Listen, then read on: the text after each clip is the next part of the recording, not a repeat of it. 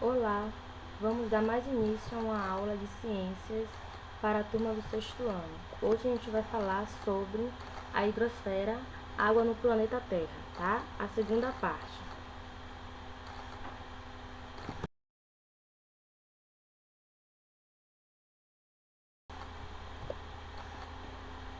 As principais fontes de água doce para o consumo humano são os rios, os lagos e os lençóis de águas, os lençóis freáticos, né? Como é conhecido. Bom, o problema é que a distribuição de água doce no mundo ela é muito irregular. Boa parte dela está nas áreas mais populosas, tá? Por isso há uma escassez de água em várias regiões do planeta.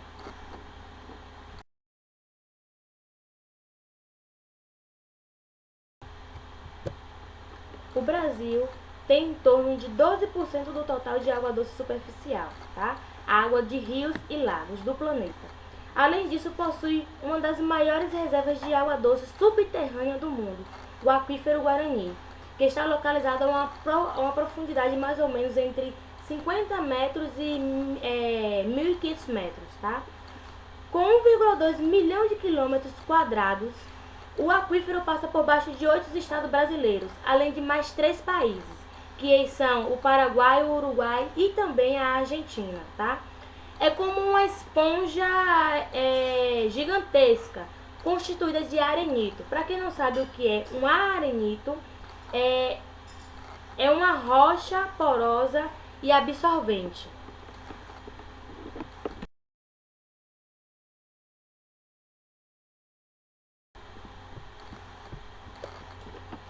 Também no Brasil, a distribuição de água doce ela não vai ser uniforme. Se consideramos sua disponibilidade em relação à população, isto quer dizer que há muita água em lugares com poucos habitantes e vice-versa, tá? Analisando a tabela do lado aí, a gente vai ter no Nordeste uma porcentagem de 8%, tá? Tem 70% de quantidade de água doce, tá? O Nordeste tem 28% da população e a quantidade de água 3%. Então, a gente vê essa diferença, tá?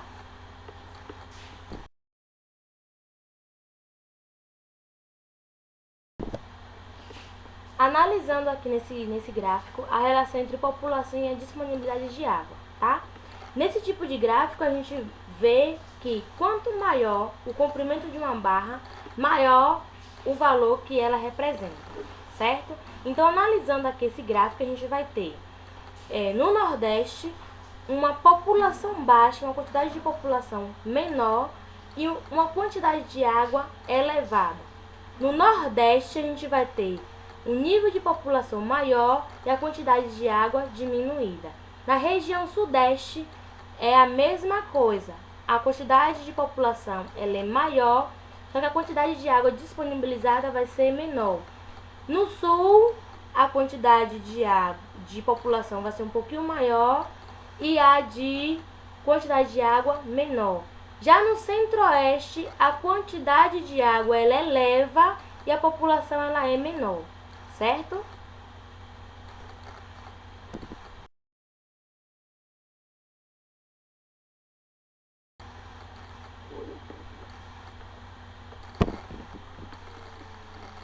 Dando continuidade, a gente vai entrar na economia de água, tá?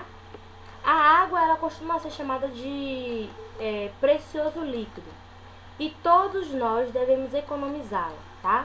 Em alguns locais, por exemplo, a água que se escorre da pia ou da máquina de lavar é reaproveitada para abastecer os vasos sanitários ou para lavar os pisos. Só depois de ser reutilizada, essa água vai para o esgoto.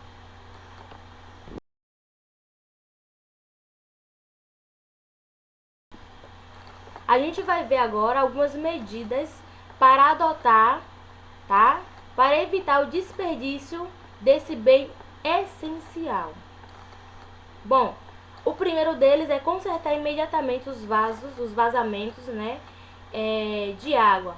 Uma torneira pingando pode desperdiçar mais de 40 litros de água por dia.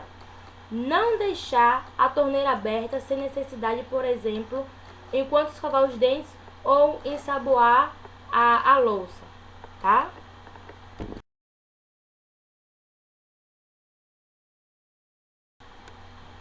Outro método de economizar a água é evitar banhos prolongados, tá? Ficar no banho somente o tempo necessário.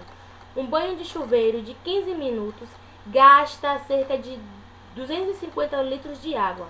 Se diminuirmos o tempo de banho para 5 minutos, o consumo cai para 80 litros, tá?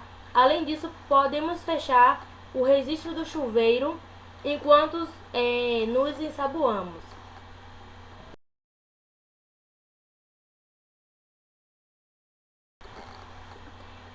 Outro exemplo é manter a válvula da descarga regulada.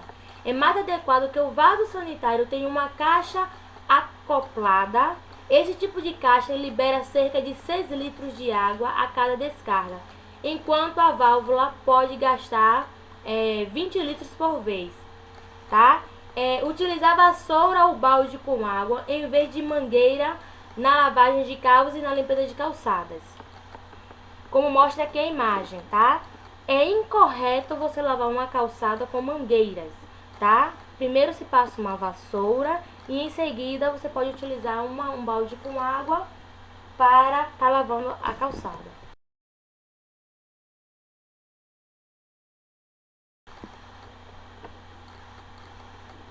Chegou a hora de praticar, tá? De fazer